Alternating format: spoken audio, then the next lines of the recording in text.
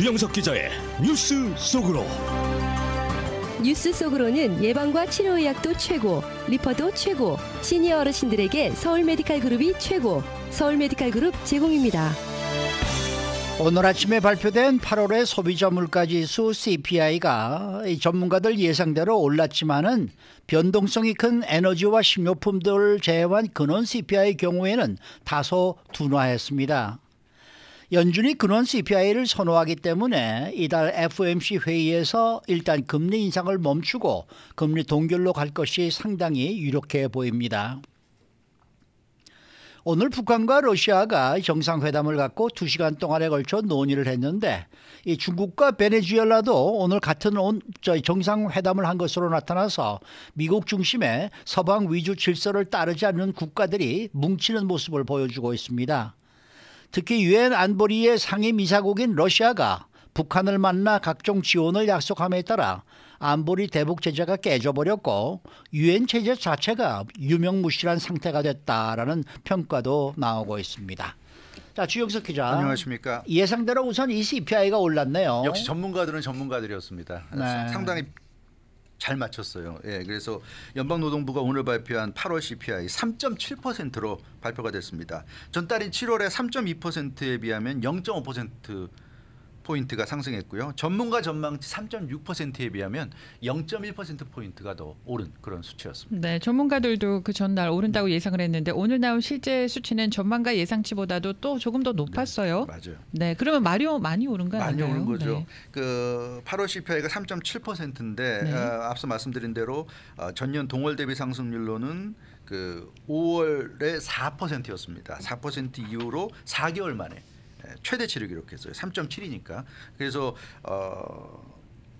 4개월 만에 최대치 4개월 만에 최대치였고 그다음에 3개월 만에 최대치군요. 3개월 만에 최대치였고 전월 대비 상승은 0.5%포인트로 지난해 6월 1.3%포인트 이후에 14개월 만에 가장 높은 수치를 보였습니다. 그래서 이런 그 수치를 우리가 감안하면 상당히 많이 오른 것으로 볼 수 있습니다. 근데 그동안에 사실 CPI는 계속해서 내림세의 추세를 그렇죠. 보였었는데 네. 이렇게 8월 달에 왜 올랐을까요? 그 이유가 역시 그 국제 유가 때문입니다. 유가가 컸어요. 그 이번 8월 CPI는 그 국제 유가가 큰 폭으로 오른 것이 이렇게 반영이 된 것으로 이렇게 좀 분석이 되고 있습니다.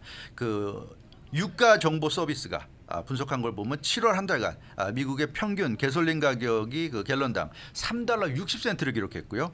그 8월 한 달간 3달러 84센트. 그러니까 한 달 사이에 24센트. 이 평균치가 24센트가 오른 거니까 실질적으로는 더 많이 올랐다고 볼 수 있어요. 그래서 이 유가가 오르고 그것이 미국 국내 가솔린 가격에 영향을 미치고 이런 것 등이 결국 CPI가 오르는데 영향을 미쳤다고 볼 수 있습니다. 그리고 또 하나는 가뭄인데요. 캔자스를 비롯한 중부 곡창 지역에 극심한 가뭄이 왔습니다. 그래서 이곳이 그 밀 수확량이 뭐랄까 밀에 아주 가장 많이 수확하는 곳인데 그 밀 수확량이 크게 줄어들었습니다. 그래서 최근 수개월 동안 식료품 가격이 또 오른 것도 8월 CPI 상승에 영향을 미친 것으로 분석이 됐습니다. 그러면은 근원 CPI는 상대적으로 선방을 하게 된 건가요? 선방을 하게 된 거죠. 네. 지금 말씀드렸던 이 유가와 식료품 가격까지 합친 게 이제 전체 CPI 우리가 헤드라인 CPI라고 그러고요. 거기서 지금 말씀드린 두 가지 식료품과 에너지를 뺀 게 이제 나머지 물가가 근원 CPI인데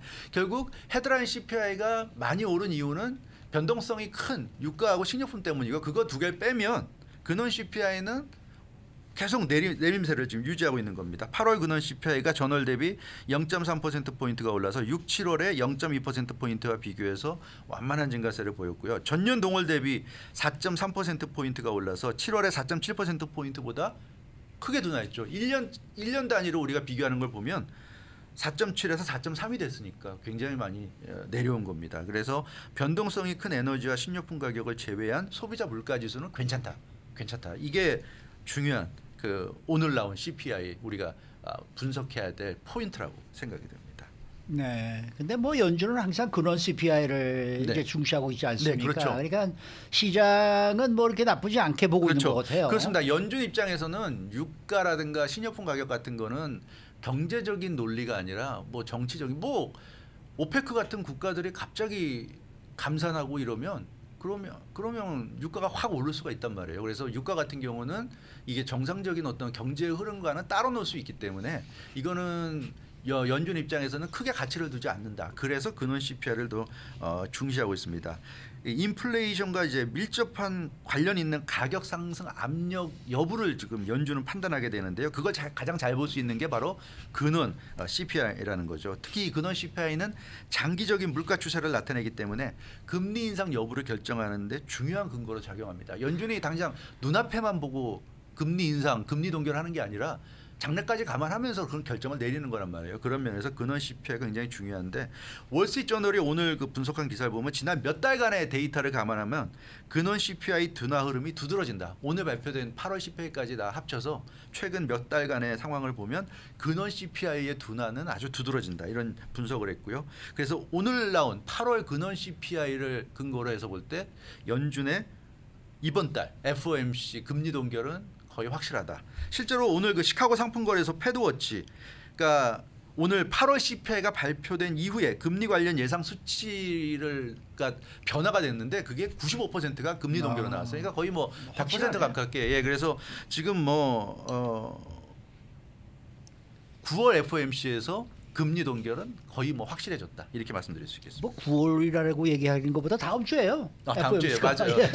올해 FOMC 회의가 2번 남았잖아요. 9월 다음 주 빼면 이제 2번 남았죠. 네. 그러면은 계속 그 이후에도 금리 동결로 갈 가능성은 얼마나 되나요? 그거는 사실 이제 굉장히 우리가 생각해 봐야 될 문제인데요. 네. 9월 이후에 이제 10월은 없고요. 네. 11월과 12월에 한 번씩 더 이제 FOMC가 남아 있는데 지금 현재 연준의 기조로는 동결이 유력해 보이지만 관건은 역시 국제 유가입니다. 국제 유가가 이번에 크게 오르면서 8월 CPI에 영향을 미쳤는데 다행인 것은 헤드라인 CPI에만 영향을 미쳤고요. 근원 CPI에는 영향을 안 미쳤어요. 이게 무슨 얘기냐면 유가가 올랐지만 자기들만 오른 거지 유가가 다른 물가에는 영향을 안 미쳤다는 얘기입니다. 그게 이번 8월 CPI에서 드러났기 때문에 연준은 안심하고 동결로 가는데 문제는 유가가 계속 이렇게 고공행진하고 높은 그 가격대를 유지하게 되면 이게 다른 물가에까지 영향을 미칠 수가 있단 말이에요. 그래서 근원 CPI까지 올라가게 되면 그렇게 되면 이제 연준 입장에서는 이거 우리가 지금 계속 동결로 가기에는 좀 불안하다.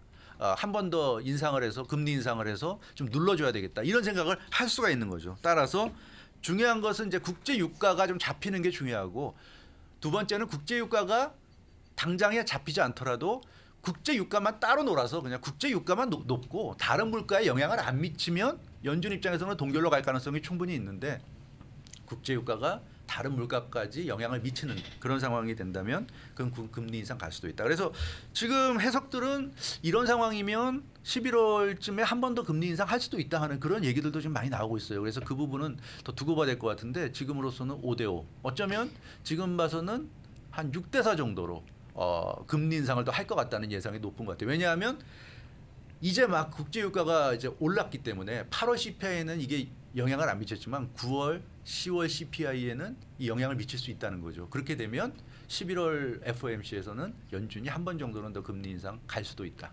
근데 뭐 이 사우디나 지금 러시아가 이 감산을 해놓고는 뭐 더 이상 증산을 할 지금 기미를 보이지 않고 있어서 이거 그렇게 기름값이 이렇게 내려갈 것 같은 그렇죠. 느낌은 안 들어요.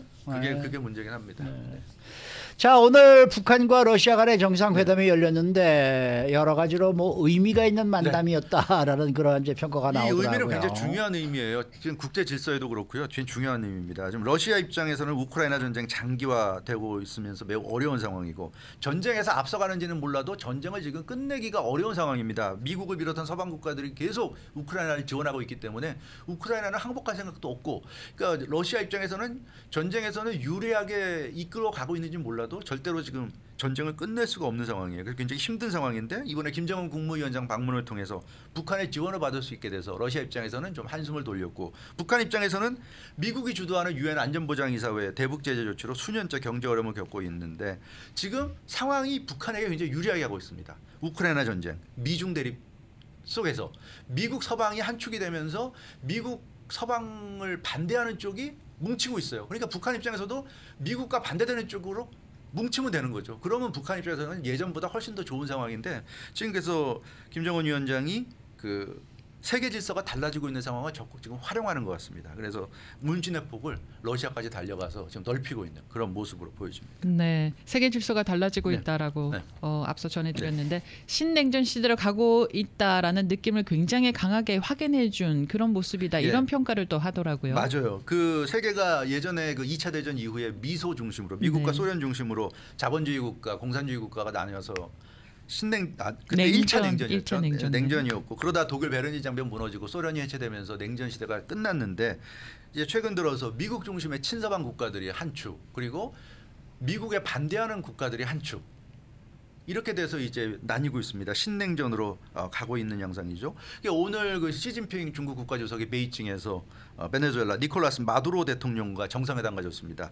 이 반미 중심 국가인 중국의 지도자가 역시 반미 국가로 국제사회에서 완전히 고립된 베네수엘라 대통령을 만나주면서 베네수엘라에 지금 힘을 실어줬어요. 그래서 이 푸틴, 김정은, 시진핑 이 중요한 세 명의 반미 지도자들이 오늘 일제히 행보에 나선 게 이게 과연 우연일까? 그래서 이제는 전 세계가 친미와 반미로 나뉘고 있다. 예전에는 뭐 이념이었다 그러면 이제는 뭐 이념도 없고요. 그냥 친미 반미인데 결국 친미냐 반미냐의 기준은 뭐냐면 자기 나라에 어느 쪽에 붙는 게 유리하냐 이걸로 지금 갈라지는 것 같아요. 이제는 이념도 없고 아무것도 없습니다. 그냥 자기 나라에 유리한 거, 나에게 유리한 거 이런 쪽으로 지금 갈라지고 있다. 그래서 세계 질서가 확실히 지금 달라지고 있다는 것을 피부로 느끼는 오늘 하루의 이벤트였던 것 같습니다. 참 어쨌든 뭐 한반도 상황은 상당히 예측하기가 그렇죠. 어려운 그런 상황이 되고 그렇죠. 있네요. 이게 얼마 전에 뭐 한미일 정상회담 열렸잖아요. 그래서 뭐 이제 한미일이 힘을 합쳐서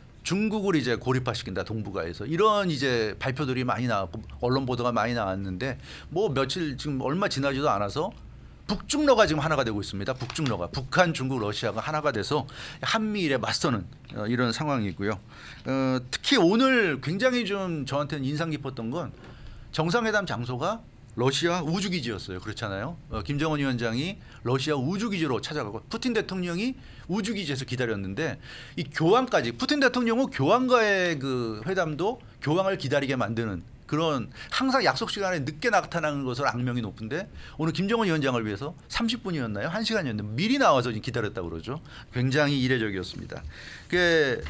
그만큼 러시아 입장에서는 이 북한과 힘을 합치는 게 중요했고 오늘 그런 얘기를 했어요. 푸틴 대통령이 김정은 위원장의 로켓 기술에 큰 관심을 보이고 있고 우주 개발 위해 노력하고 있다. 그래서 러시아 우주기지로 불러서 우주기지 모습도 보여주고 러시아가 보유한 인공위성 발사계도 안착하는 거, 뭐 첨단 기능 장착하는 거, 이 러시아의 뛰어난 우주 기술을 북한에게 이제 넘길 수 있다는 점을 강력히 시사했습니다.